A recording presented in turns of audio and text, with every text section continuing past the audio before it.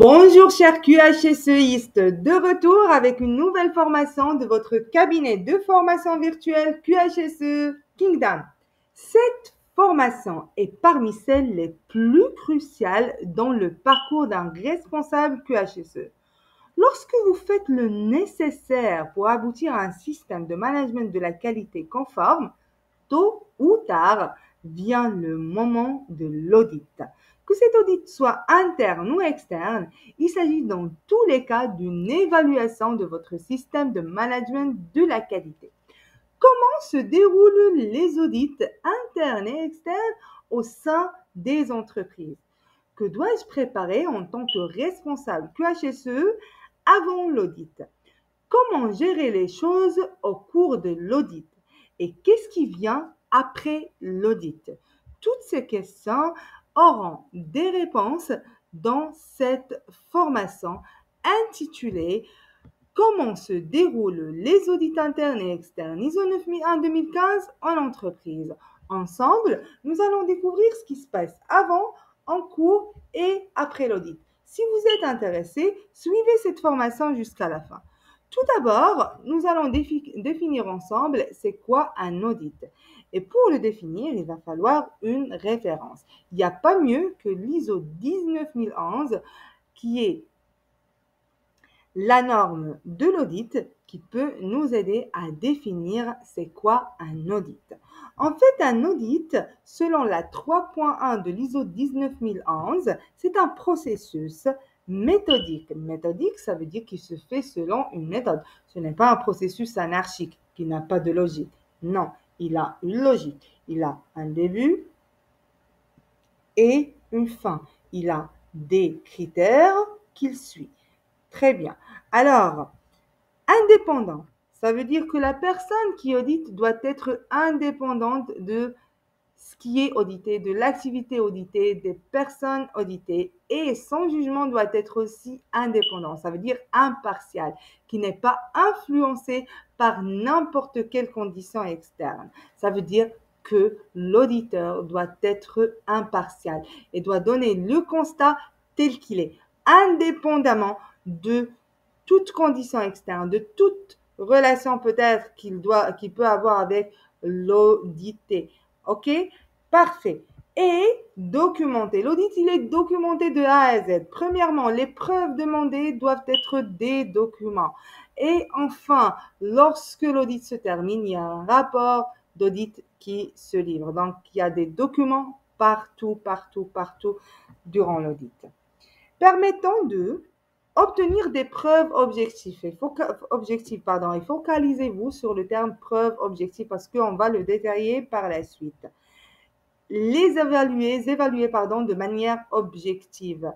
Très bien. Donc, il permet d'obtenir des preuves objectives. Bien entendu que vous allez deviner que ces preuves objectives sont pour prouver ou bien sont des évidences pour prouver votre conformité aux exigences de la norme.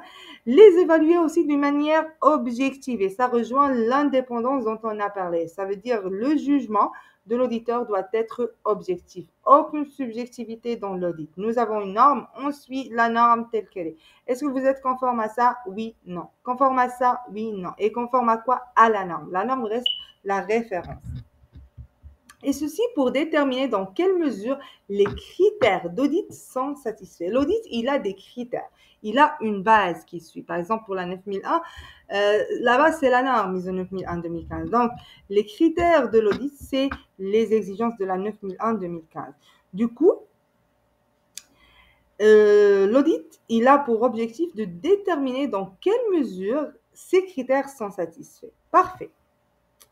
Donc, toujours dans ce cadre, pour détailler un petit peu quelques concepts, les preuves objectives. Qu'est-ce que la 3.8 de la 19011 nous dit par rapport aux preuves objectives?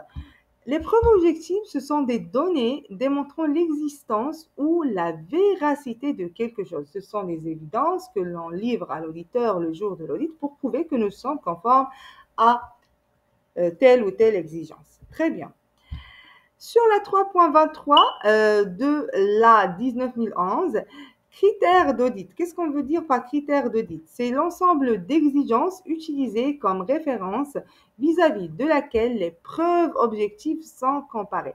C'est pour la 9001, c'est l'ensemble des exigences de la norme ISO 9001-2015. Ce sont les critères de l'audit. On audite par rapport à ces exigences. Vous êtes conforme à l'exigence telle ou à l'exigence telle. Très bien. Alors, brièvement, si on veut donner une définition brève et complète d'un audit, un audit, c'est une opération d'évaluation. Oui, l'évaluation est là parce que nous avons une référence par rapport à laquelle on évalue notre système. Investigation, oui, parce qu'il y a des questions qui se posent tout au long de l'audit. On cherche à savoir est-ce que vous êtes conforme à ça, est-ce que vous n'êtes pas conforme à ça, est-ce que vous avez tel document, est-ce que vous avez telle procédure, etc. De vérification ou de contrôle, on cherche toujours à vérifier. Qu'est-ce qu'on vérifie? On vérifie la conformité, on vérifie le terrain, est-ce que le terrain il est adéquat avec ce qu'on a sur les documents, sur les processus, etc. Avec un œil impartial et indépendant. Ça veut dire que le jugement ne doit pas être biaisé. L'œil, il est impartial, objectif et indépendant, aboutissant à quoi? À un jugement par rapport à la conformité à la norme. C'est la définition tout court que vous pouvez adopter d'un audit. Alors maintenant, nous allons voir les types de l'audit. Enfin les types de l'audit, on peut distinguer deux types. Un audit par rapport au type de l'auditeur. Qui est l'auditeur? Selon qui est l'auditeur, on peut définir ces types d'audit et on va en parler tout de suite. Audit de première partie. Donc, l'audit de première partie, c'est tout simplement l'audit interne. L'audit interne, c'est un audit que l'on fait en interne. L'entreprise, elle a ses propres auditeurs internes en entreprise qui vont auditer l'ensemble du système. Pourquoi? Pour se préparer à l'avance à l'audit de certification et pour savoir si jamais il y a des non-conformités, des lacunes à traiter avant l'audit de certification. Et les auditeurs, ils doivent être qualifiés. Et bien entendu, un auditeur ne peut pas être à la fois juge et partie. Ça veut dire que l'auditeur d'un service doit être d'un service différent. On va dire peut-être que le service production a besoin d'être audité. Du coup, ce n'est pas le responsable production qui va l'auditer, même si il est qualifié auditeur interne. Mais on va prendre, par exemple, le responsable logistique qui est qualifié auditeur interne au sein de l'entreprise qui va l'auditer. Et inversement. Voilà. Audit seconde partie. L'audit seconde partie, c'est un audit des parties intéressées externes. Et généralement, c'est les clients qui font des audits seconde partie pour leur fournisseur. Le client, il veut s'assurer si le fournisseur, il lui fournit des produits de qualité et s'il, bien entendu, il respecte les normes de qualité. Ensuite, nous avons un audit tierce partie. L'audit tierce partie, c'est l'audit en vue de certification ou en vue d'accréditation. OK, ça c'est l'audit tierce partie. Lorsqu'on dit audit tierce partie, on veut dire, excusez-moi, audit de certification ou audit à des fins légales et réglementaires et similaires. Si vous avez regardé la vidéo relative à la légale et réglementaire, on a dit que l'audit réglementaire, pour vérifier la conformité aux exigences réglementaires, peut se faire en interne par le responsable QHSE ou en externe par un cabinet spécialisé. Très bien. Donc ça, c'est l'ensemble ou bien les types d'audits par rapport à l'auditeur, selon ceux qui auditent le système. Maintenant, on va voir par rapport au nombre de systèmes audités, ok? En nombre de systèmes de management audités. On parle audit combiné. L'audit combiné, il est réalisé simultanément auprès d'un seul audité sur deux systèmes de management ou plus. Ok, par exemple, on va dire l'entreprise elle a un système de management 9001, 14001, 45001 et elle ne va pas auditer chaque système à part, mais elle préfère auditer les trois systèmes à la fois. C'est un système, c'est ce qu'on appelle un système de management intégré. Et l'audit qui va concerner ces trois systèmes à la fois, on l'appelle audit combiné. Ensuite, audit conjoint. C'est quoi l'audit conjoint? L'audit conjoint, c'est par rapport aux auditeurs qui auditent. Qui sont les auditeurs qui auditent? Alors, l'audit conjoint, il est réalisé auprès d'un seul audité par deux organismes d'audit ou plus. Donc, on va dire peut-être que on va auditer la 9001-2015. Très bien. Donc, on va auditer la 9001-2015, mais une partie sera auditée par un organisme certificateur et une autre partie sera auditée par un autre organisme certificateur. Donc là, il y a deux organismes qui vont faire l'audit. Ou même, on peut avoir deux audits à la fois. Un premier audit et un deuxième audit. Très bien. Alors, avant l'audit, maintenant, on va découvrir un petit peu ce qui se passe avant l'audit. Ça veut dire les préparatifs qu'un responsable QHSE doit faire avant l'audit. Alors, le responsable QHSE ou l'entreprise en général, pour ne pas justement faire tomber toute la responsabilité sur le responsable QHSE, parce que ça reste généralement un travail d'équipe, donc il doit avoir un programme d'audit. Et si vous avez des termes qui vous sont ambigus, ne vous inquiétez pas. Tous ces termes seront détaillés par la suite, ok? Un travail systématique doit être fait au cours de toute l'année sur la conformité de votre système de management de la qualité. Il faut savoir que l'audit, on ne se prépare pas à l'audit juste avant l'audit de 2 ou 3 mois. Non. L'audit, c'est un travail qui commence dès le début de l'année. Nous préparons tout le temps à l'audit. Ça veut dire que notre objectif, c'est se conformer aux exigences de la norme en continu. On ne va pas attendre jusqu'à 2 mois ou 3 mois de la date d'audit pour se conformer. Non, on est tout le temps conforme. On fait comme si nous sommes prêts à l'audit à tout moment. Très bien. Qualification des auditeurs internes. Les auditeurs internes doivent être qualifiés pour pouvoir effectuer l'audit interne. Très bien, parce que même durant l'audit externe, si un auditeur a fait l'audit, l'organisme auditeur externe va vérifier ses qualifications. Choix raisonnable de l'organisme d'audit externe. Donc là, si on parle d'audit externe, parmi les préparatifs, c'est qu'il faut choisir raisonnablement l'organisme d'audit externe selon vos propres critères. Il faut être un bon organisme, ayant une bonne réputation, etc. Partagez le plan d'audit avec tous les départements audités.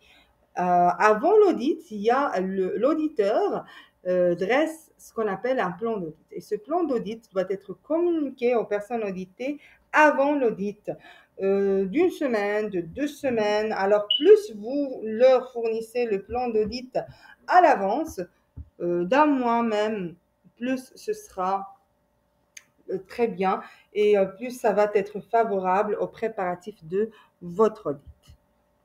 Ensuite, en tant que responsable QHSE, il va falloir assister les pilotes processus dans les préparations de l'audit.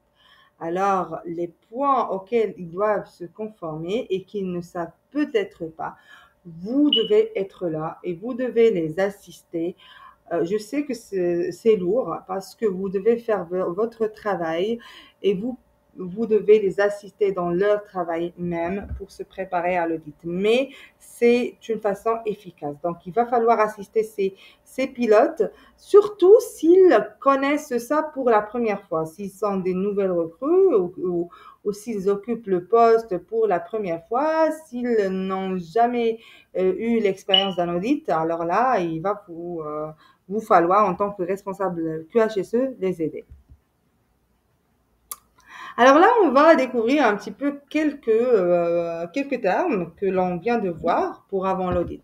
Le programme d'audit. Le programme d'audit, c'est quoi? C'est un programme, c'est un planning annuel ok, des audits qui vont se dérouler tout au cours de l'année.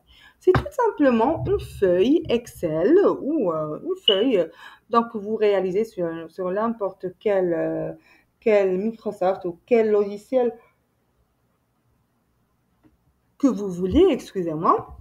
Alors, vous avez ici l'ensemble des départements. Ça, c'est un modèle, mais l'essentiel, c'est de nous donner ce qu'on appelle le programme ou bien le planning des audits au cours de l'année. Donc là, vous avez l'ensemble des départements. Là, c'est un exemple pour une entreprise virtuelle que j'utilise toujours dans les formations qui s'appelle XARL. C'est une entreprise de production de jus de fraises. Ça, c'est l'ensemble de ces départements. Nous avons la direction générale, management QHSE, production, etc. Et là, nous avons les mois de l'année. Par exemple, l'audit interne qualité, il sera fait, l'isonomie en 2015 bien sûr, il sera fait le 16 février. Le 25 avril, l'audit externe qualité. Le 12 juin, l'audit interne environnement. Août, un audit client a été programmé, mais il a été annulé. Oui, c'est bien le moment de vous expliquer un petit peu la légende. OK? Donc, la légende, elle est ainsi. Alors, ce qui est en vert, ça veut dire qu'il a été réalisé comme planifié. Ce qui est en jaune, c'est ce qui a été planifié. Et ce qui est en rouge, c'est ce qui a été annulé. OK? Annulé et non réalisé. Très bien. Alors ça, c'est un audit client du client A qui a été annulé. Et il faut bien sûr spécifier les raisons de l'annulation sur le programme même pour éviter, parce que ce sont des questions que les auditeurs peuvent poser. Pourquoi cet audit a été annulé? Par exemple, ici, vous avez trouvé cette note. L'audit du 7-8-2024 a été annulé par le client pour des raisons organisationnelles. OK? Voilà, très bien. Alors ça, c'est le programme d'audit. Vous avez l'ensemble des départements, vous avez les mois de l'année, vous avez les spécifications, les noms de l'audit. Et au cas où l'audit il est annulé, vous avez des explications. Et nous avons cette légende qui spécifie au moment T, ça veut dire au moment de l'audit, est-ce que les audits sont réalisés, sont planifiés ou ont été annulés. Et il faut toujours vérifier si ce programme d'audit est à jour. Donc, avant l'audit, vérifiez votre programme d'audit. Peut-être vous avez un qui est en jaune et qui a été déjà réalisé, qui n'est plus planifié. Donc, vous devez changer la couleur. Voilà. Si vous avez un programme qui le fait automatiquement, donc ce serait génial. Vous n'aurez pas besoin de faire ce travail, mais sinon, si vous utilisez Excel et que vous ne l'avez pas programmé, parce que même Excel, on peut le programmer, vous devez revoir votre feuille. Très bien. Et puis, nous avons le plan d'audit. Le plan d'audit, c'est quoi? Donc, le plan d'audit, c'est l'agenda de l'audit. Qu'est-ce qui va être audité? Et c'est le document qui doit être envoyé aux différents pilotes processus pour qu'ils se préparent eux aussi à l'audit. Donc, le plan d'audit de notre audit de l'entreprise XR du 16/2/2024, il est ainsi, c'est un document très très simple sur lequel, et ça, lorsque je vous dis plan d'audit, c'est la même chose. L'audit interne et l'audit externe, c'est la même chose. Ce qui s'applique à l'audit interne s'applique à l'audit externe. La référence, c'est la norme, donc rien n'est différent. Vous avez toujours les mêmes démarches, les mêmes documents, etc. OK? Donc, il y a la date de l'audit, bien entendu. Donc, l'entreprise, le nom de l'entreprise, ici c'est Xtal. Nous avons cette introduction. Il faut toujours avoir cette introduction.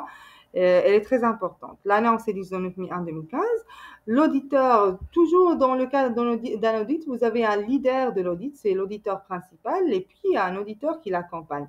Alors là, nous avons un auditeur ou plus qui l'accompagne. Donc là, vous avez l'auditeur principal, monsieur ou madame AB, autre auditeur, monsieur ou madame CD. OK? C'est quoi les objectifs de l'audit? Il est très important de spécifier les objectifs de l'audit dans le plan d'audit pour que les personnes auditées savent comment ça se passe. Alors, l'objectif de l'audit, s'assurer que le système de management de la qualité est conforme aux exigences de la norme ISO 9001-2015. Ça, c'est logique. Proposer des pistes d'amélioration pour les parties du système de management de qualité qui le nécessitent. Voilà. Alors, s'il y a des parties du système de management de la qualité qui nécessitent des améliorations, l'auditeur, il va proposer ça. S'assurer que l'entreprise a implémenté des actions correctives pour clôturer les non-conformités des audits précédents. Il faut être sûr que si vous avez un audit interne ou externe, il va cibler, il va vérifier l'audit précédent. Si vous avez clôturé les non-conformités, les pistes d'amélioration qui ont été constatées durant les audits précédents. OK? Donc, préparez-vous, clôturez vos actions, préparez les causes racines de chaque non-conformité. Soyez prêts. OK? Il faut que vous soyez nickel par rapport à cette partie. Très bien. Ensuite, c'est quoi le périmètre de l'audit?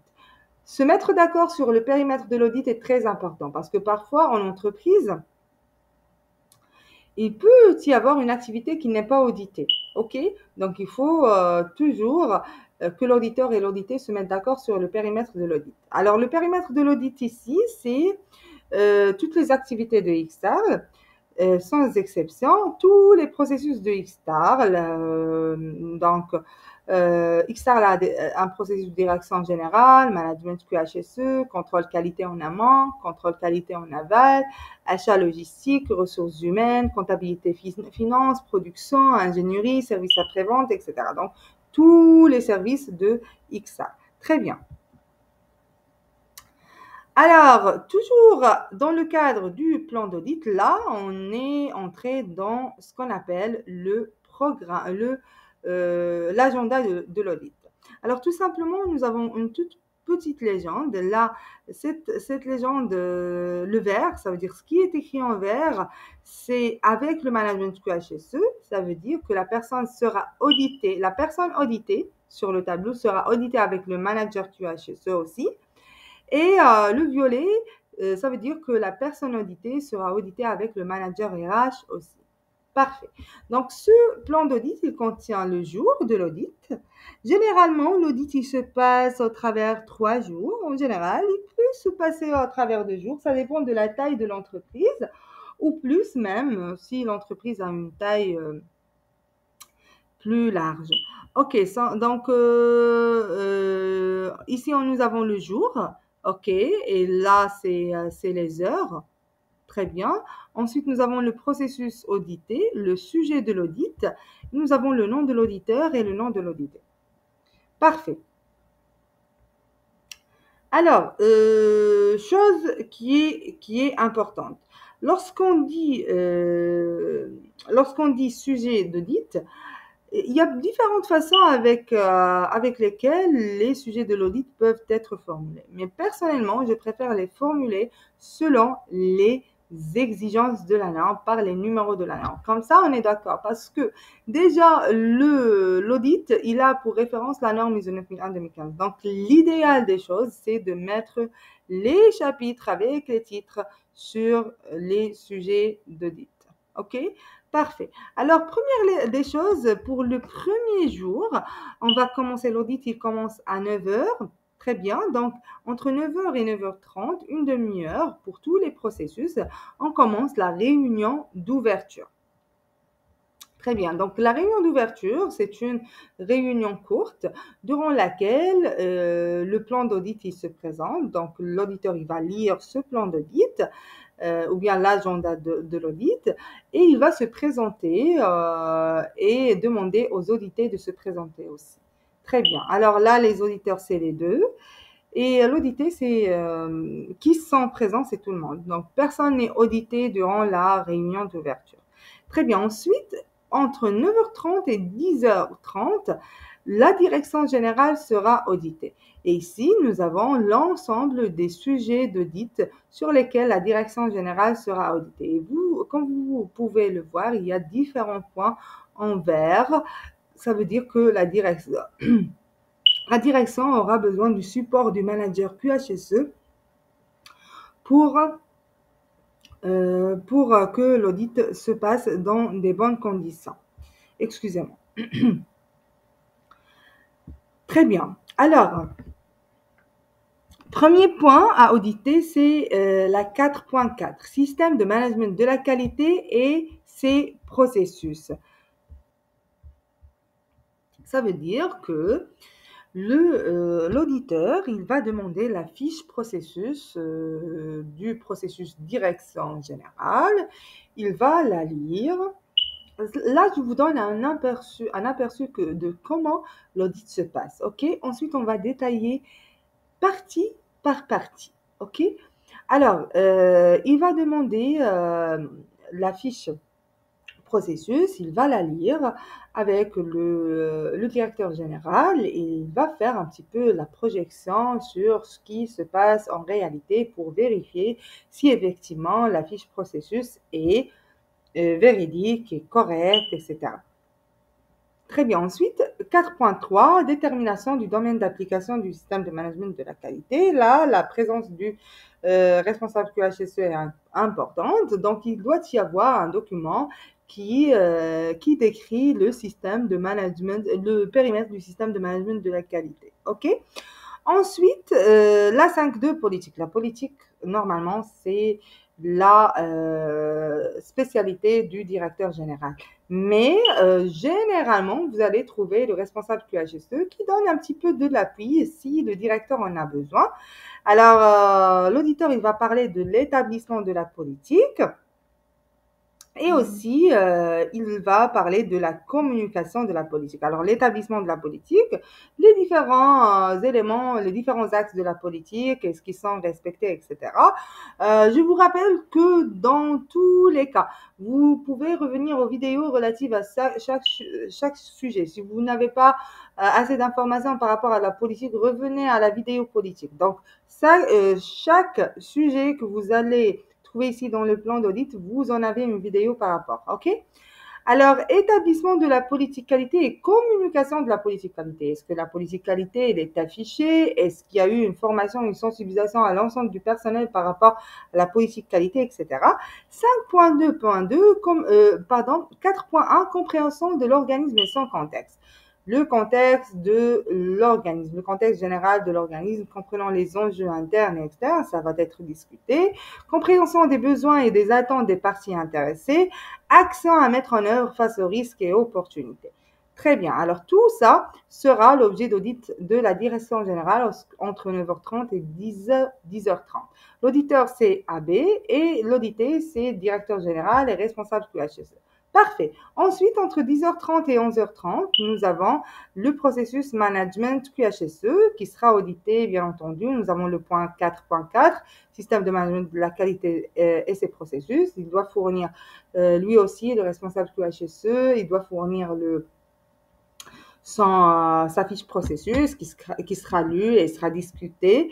Ensuite, 6.2, objectifs qualité et planification des actions pour les atteindre. Donc là, on parle des objectifs et cibles qualité. Vous pouvez regarder la vidéo relative aux objectifs qualité, tableau de bord, etc. De toute façon, donc ça reste un aperçu, ça reste une façon globale de vous présenter le plan d'audit. Ensuite, on va les détailler très prochainement une par une. Surveillance et mesures, analyse et évaluation. 7.5, information documentée. Donc, la maîtrise documentaire, il faut avoir votre procédure de maîtrise documentaire bien faite, bien corrigée, bien prête. Maîtrise des modifications et bien entendu l'audit interne. Donc, il faut avoir l'audit précédent. Donc, pas nécessairement l'audit interne. Mais si c'est un audit externe, vous serez interrogé par rapport à l'audit interne. Donc, il faut avoir le planning d'audit, ça veut dire le programme d'audit, le plan d'audit, rapport d'audit. Il faut toujours avoir les compétences des auditeurs si nous sommes face à un audit interne. Est-ce que les auditeurs sont qualifiés, sont compétents, les preuves de qualification. Et bien sûr, il faut avoir les évidences des audits précédents parce que l'auditeur, il va s'arrêter sur ce point. Il va vraiment prendre son temps pour que vous lui livriez les évidences, les actions déjà par rapport aux non-conformités, les actions correctives et puis les évidences. OK? Ensuite, entre 11h30 et 12h30, tournée sur site. Les auditeurs, ils vont faire une tournée sur site. Et ensuite, ils vont passer à la pause déj entre 12h30 et 14h30. Entre 14h30 et 15h30, le processus contrôle qualité en amont sera audité. Bien entendu, on va lui demander la fiche processus selon la 4.4. La partie surveillance, mesure et analyse et évaluation sera aussi auditée. Ressources pour la surveillance et mesure, parce que là, la qualité, le service qualité dispose de la majorité des équipements de contrôle. Planification et maîtrise opérationnelle aussi, parce que là, on parle de l'opérationnel, comment opérationnellement on maîtrise les choses. Et exigences relatives aux produits et services. Très bien. Voilà, donc ensuite, entre 15h30 et 16h30, contrôle qualité en aval. OK? Donc, pareil. La fiche processus sera demandée, surveillance, mesure, analyse, évaluation, ressources pour la surveillance et mesure parce que c'est de la qualité, planification et maîtrise opérationnelle et exigences relatives aux produits et services. Très bien. Fin de la première journée. Ouf, j'espère que tout va se passer très bien pendant la première journée pour avoir du souffle pour la deuxième journée qui est le 17/2/2024. Alors, entre 9h et 10h, il y a le service logistique qui sera audité. Donc, les points que l'on a vus précédemment pour le service qualité, contrôle qualité en amont et en aval, plus la libération des produits et services. OK? Plus le point libération des produits et services. Et ça, on va en parler, bien sûr, par la suite. Entre 10h et 10h30, nous avons le processus ressources humaines sur lequel on va auditer bien sûr la fiche processus, le point surveillance, mesure, analyse et évaluation et compétences. Et là, il n'y a que le responsable ressources humaines qui sera présent. Ensuite, entre 10h30 et 11h30, le service production sera audité. Alors, bien entendu, la fiche processus sera demandée. Le point 9.1, surveillance, mesure et évaluation. 8.1, planification et maîtrise opérationnelle. 8.2, exigences relatives aux produits et services. 8.5, production et prestation de services. 8.6, libération des produits et services. Et 8.7, maîtrise des éléments de sortie non conformes. Voilà, donc comme vous pouvez le constater, entre 10h30 et 11h30, c'est une heure, donc ça demande vraiment du temps. Et voilà, ces éléments, on va les détailler par la suite. Ensuite, entre 11h30 et 12h30, le département ingénierie sera audité. Donc, les points audités, c'est le point 4.4. On va demander la fiche processus, 9.1, 8.1, 8.2 et 8.3, c'est la conception et développement de produits et services. Notez que si vous n'avez pas de la conception et développement, ce ne sera pas applicable et ce serait exclu du plan d'audit. Mais ici, XA, c'est une entreprise qui a un service ingénierie, qui font de l'innovation, etc. C'est pourquoi ils seront audités. Si vous regardez le terme conception et développement pour la première fois, regardez la vidéo y concernant. De toute façon, si vous ne comprenez n'importe quel terme ici, revenez à la vidéo le concernant sur la chaîne. Vous avez trouvé le concept sur le titre et là, vous pouvez suivre la vidéo et comprendre tout ce qui concerne l'élément. Ensuite, entre 12h30 et 14h30, pause déjeuner. Entre 14h30 et 15h30, service après-vente. Voilà, donc les éléments qui ont été audités pour les départements précédents, plus 8.5.5, activité après livraison. OK? Là, vous avez l'ensemble des auditeurs et l'ensemble des audités. Donc, je n'ai pas lu ça, mais c'est clair que pour la logistique, c'est le responsable logistique qui sera audité. Ressources humaines, c'est le responsable ressources humaines et ainsi de suite. Alors, entre 15h30 et 16h30, la direction générale sera auditée encore. Donc, le point 9.1, surveillance, mesure, analyse et évaluation, suivi des KPI de la direction générale. Leadership, lorsqu'on parle leadership, on parle direction générale. Donc, le point 5.1, leadership et engagement sera sera évalué ou bien audité. 5.1.2, orientation client. Donc là, il sera, si vous vous rappelez les codes couleurs, il sera audité avec le responsable QHSE.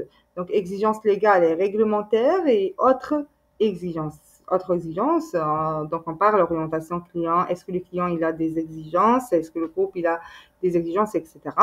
Donc là, c'est le responsable QHSE et le directeur général qui seront audités. Ensuite, la partie rôle, responsabilité et autorité au sein de l'organisme. On va voir organigramme, fiche de poste, intégration des nouvelles recrues, etc. Le directeur, il est là, mais pleinement, c'est le responsable RH qui va présenter ces éléments-là, bien sûr, avec l'assistante du directeur général. Ensuite, 9.3, revue de direction. La revue de direction, c'est clair, c'est la tâche de la direction, mais elle sera faite en collaboration avec le responsable QHSE parce que, comme on a dit, donc revenez à la vidéo de la revue de direction, il fait la majorité du travail. 7.12 ressources humaines avec le responsable ressources humaines. 7.1.3 infrastructure. Tout ça, ça existe sur la revue de direction. OK? Et 7.1.4, environnement pour la mise en œuvre des processus. Alors, tous ces points, ils sont indiqués sur la revue de direction. Très bien. Alors là, excusez-moi, c'est une erreur par rapport à l'audité. Il n'y a pas que le directeur général qui est audité, il y a le directeur général, il y a le responsable QHSE à travers les points en vert et il y a le responsable RH à travers les points en violet. Très bien. Maintenant, fin bien sûr du deuxième jour et on passe au troisième jour. Alors, donc, troisième jour, qui est le 19/2/2024, entre 9h et 10h, le processus management QHSE sera audité aussi. Donc, 6.3, planification des modifications. 6.1.6 et 6.1 et 6.3 seront audités en collaboration avec le responsable RH. OK? Donc, 6.1.6, connaissances organisationnelles et 6.1.3, sensibilisation. OK? Très bien. Ensuite, 7.4, excusez-moi, communication. 8.5.3, propriété des clients ou des prestataires externes. 10.2, non-conformité à action corrective, y compris les réclamations et amélioration continue. La personne auditée, principalement, c'est le responsable QHSE, mais bien sûr, en collaboration avec le responsable RH pour ces deux points. OK, parfait. Alors, entre 10h et 10h30, c'est le processus achat. Les éléments qui ont été audités pour les autres services, plus le point 8.4. Maîtrise des processus, produits et services fournis par des prestataires externes, y compris l'évaluation des fournisseurs. Et ça se fait en collaboration avec le responsable QHSE parce qu'il a plus d'informations par rapport à ça. Très bien. Alors, ensuite, entre 10h30 et 12h30, comptabilité et finances. Alors, les éléments qui ont été audités pour les autres départements. Parfait. Et puis, entre 12h30 et 14h30, c'est la pause déj. Entre 14h30 et 15h30, c'est la réunion de clôture. Alors, il faut savoir que avant la réunion de clôture, excusez-moi, il y a des préparatifs. Les auditeurs, vous pouvez l'inclure dans le plan d'audit. Les auditeurs se préparent leur rapport d'audit, se préparent à la réunion de clôture, etc. Et puis après, il y a la réunion de clôture qui se passe pour aboutir à la fin d'audit. Donc ça, c'est un plan d'audit général pour l'ISO 9001-2015 qui vous donne une idée sur comment l'audit est planifié et comment même il peut être fait. Donc ça, c'est les horaires, ça, c'est les jours, et vous avez le sujet d'audit, les auditeurs et les audités. Très bien. Alors, au cours Avant l'audit, comme on a dit, il faut que le plan d'audit soit diffusé. Donc, il faut qu'il soit diffusé, il faut qu'il soit partagé avec l'ensemble des auditeurs. Ça, c'est très, très important. Donc, il faut assister les pilotes processus dans la préparation de l'audit. Et ça, c'est suivant le plan d'audit. Lorsque vous avez le plan d'audit, vous avez le suivre pour se préparer. Déjà, si un des pilotes il a des questions, il va vous les poser selon le plan d'audit qu'il en a. OK? Alors, et en cours de l'audit, qu'est-ce qui se passe? Comme on a dit, il y a la réunion d'ouverture qui est la présentation des auditeurs et des audités, présentation de l'agenda d'audit. Et ensuite, vous avez l'audit qui se réalise selon le plan d'audit. Et après l'audit, vous avez la réunion de clôture. C'est la réunion durant laquelle les constats ils sont exprimés par l'auditeur devant l'ensemble des pilotes processus. Il y aura des discussions, etc. Avec l'auditeur. Pourquoi nous sommes non conformes, pourquoi vous proposez ça, pourquoi, etc. OK, voilà. Alors, la formation d'aujourd'hui, elle touche à sa fin. Je vous donne rendez-vous très, très, très prochainement pour faire la première partie du plan d'audit que l'on vient de voir pour le premier jour, le jour 1 entre 9h30 et 10h30 et le jour 2, 15h30, 16h30. Nous allons voir ensemble dans la prochaine vidéo comment la direction est auditée, qu'est-ce qui est audité, quelles sont les preuves à fournir, etc. Donc, soyez au rendez-vous. Si cette vidéo a répondu à vos attentes, n'hésitez pas de laisser un j'aime parce que c'est très important pour que je sache vos réactions. Si vous êtes nouveau, abonnez-vous. N'hésitez pas à laisser des commentaires en cas de questions, si vous voulez laisser votre avis, etc. Et à très bientôt.